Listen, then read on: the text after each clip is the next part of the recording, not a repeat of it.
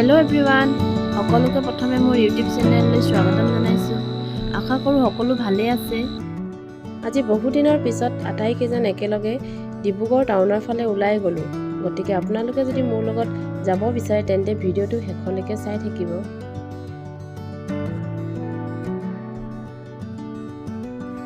এয়া আমি আহি পালোঁ।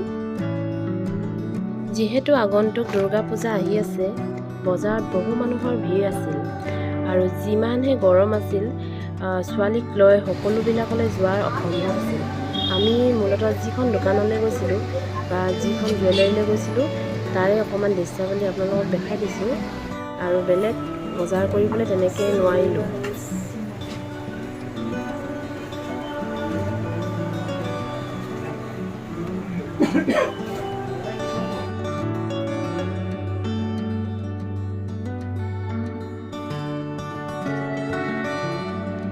একচুৱেলি বজাৰলৈ অহা মেইন কাৰণটো আছিল এই বেটীত কিবা এটা সৰু ফুলৰ কিবা এটা দিম বুলি ভাবিলোঁ। তাকে গোটেইকেইজনে গুচি আহিলোঁ। বেটীলৈ কি ল'লোঁ বা বনাবলৈ দিলোঁ, এই সকলোবিলাক যিহেতু তাই অন্নপ্ৰসন্ন আহি আছে, সেইদিনাখনেই আপোনালোককো দেখাই দিম। বাহিৰত ইমান ধুনীয়া ধুনীয়া ইয়েৰিংছ ওলমাই থৈছিলে, ল'ব মন গৈছিলে, কিন্তু ছোৱালীৰ পৰা আৰু সেইবোৰ নহ'লগৈ আৰু লোৱা।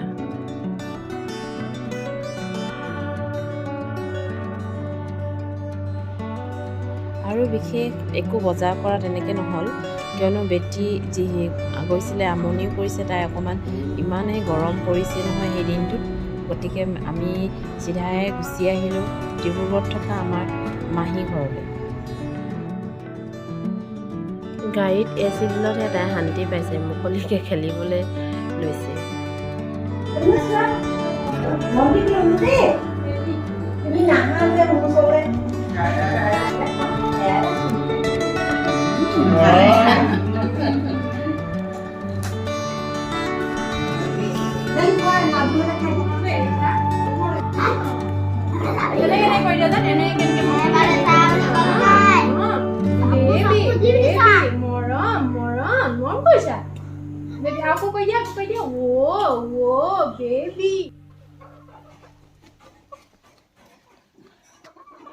কি কৰিছা তুমি? চাউলবোৰ কেলৈ নষ্ট কৰিছা? সিদিনা বহু ৰাতি হোৱাৰ বাবে আমি গাঁৱৰ ঘৰতে থাকি দিলোঁ। পিছদিনা মাক খাৰ শাক বনাব ক'লোঁ, যিহেতু তেওঁ ধুনীয়া খাৰ শাক বনায়। তেওঁ কেনেকৈনো খাৰ শাকখিনি বনালে ইয়াৰ অকণমান আপোনালোককো দেখাই দিছোঁ। কেৰাহী পাতি দিয়া হৈছে আৰু তাত প্ৰথমে দিছে অলপমান মিঠাতেল।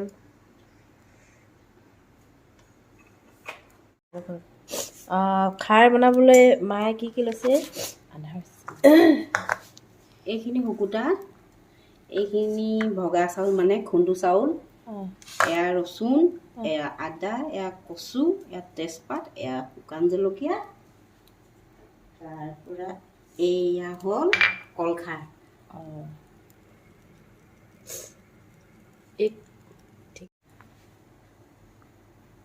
এয়া প্ৰথমে কেৰাহীত আদা দিলেনে? ৰচুন দিলোঁ। আদা এতিয়া নিদিওঁ, আদা একেবাৰে লাষ্টত নমাব থৈ দিম।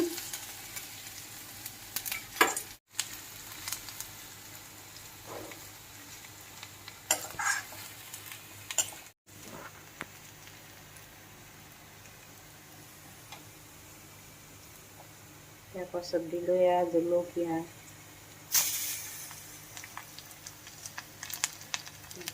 তেজপাত,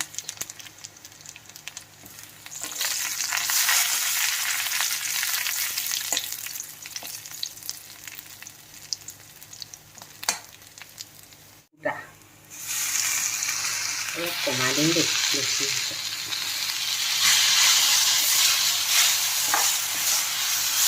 গেছটো কমাই দিম।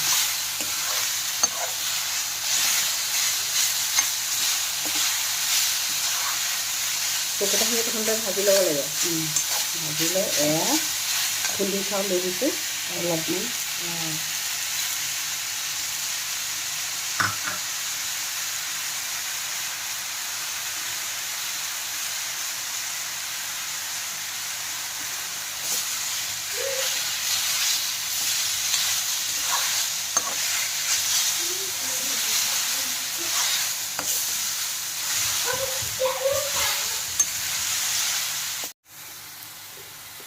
নিমখ দিছোঁ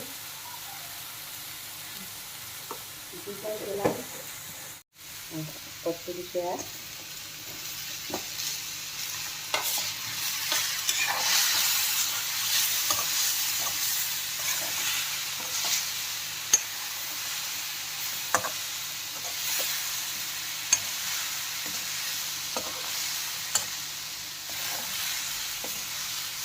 কচুখিনি সিজিলে চাগে হৈ যাব ন সিজিবৰ কাৰণে অকণমান পানী দি দিছোঁ এয়া খাৰখিনি দি দিছোঁ খাৰখিনি এতিয়া দি দিয়ক খাৰ কিমান দিছে এচামুচ ডাঙৰ সৰু হেতাহে সৰু হেতা হ'লে এচামুচ এইখন হাতাৰ জোখত এচামুচ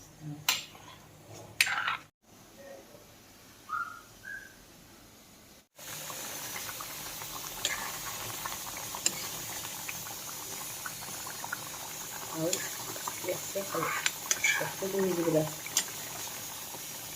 অকণমান লাগিব ইফালে দি দিম তাৰমানে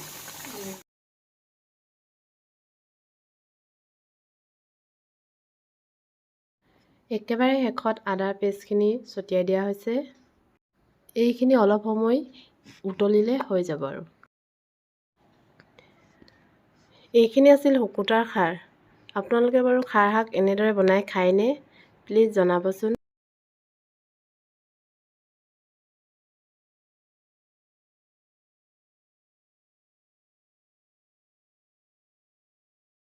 এতিয়া মই অকণমান খাৰ টেষ্ট কৰি চাওঁ কেনেকুৱা হৈছে খাবলৈ